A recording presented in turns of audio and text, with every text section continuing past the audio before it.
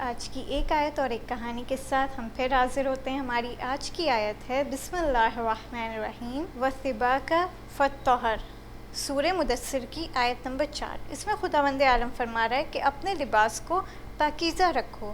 اس کی آیت ہماری یہ ہے کہ بچے اپنے اماں ابا کے ساتھ پارک میں بیٹھ کے کھانا کھا رہے ہوتے ہیں، تو ایک بچے کو ایک کتا نظر آتا ہے، تو وہ بچہ جاتا ہے کہ کتے کو جا کے میں کھانا کھلا دوں۔ تو ان کے والد صاحب کہتے ہیں ہاں جا کے اس کو کھلا دو کھانا۔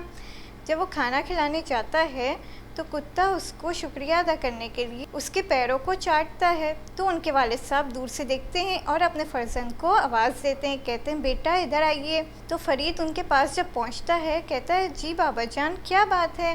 تو ان کے والد صاحب کہتے ہیں کہ بیٹا جانوروں کو کھانا دینا اچھی بات ہے، لیکن جب کتا آپ کو چاٹتا ہے تو آپ کا لباس خراب ہو جاتا ہے، تو آپ اپنے لباس کو دھو دیے گا اور اپنے ہاتھوں کو بھی دھو لیجیے گا، پاک کر لیجیے گا اپنے ہاتھوں کو، اپنے لباس کو گھر جا کے جب بدلیے گا تو الگ رکھ دیے گا، اس سے تو الگ رکھ دیے گا تاکہ اسے پاک کیا جا سکے، اسے صاف کیا جا سکے۔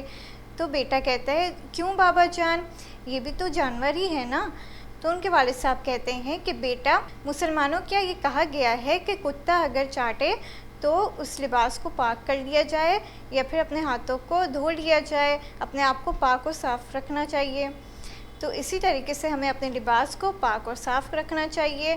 آج کی ہماری سٹوری ختم ہوتی ہے، اگلی سٹوری اور اگلی آیت کے ساتھ ہم پھر حاضر ہوں گے، تب تک کے لیے خدا حافظ۔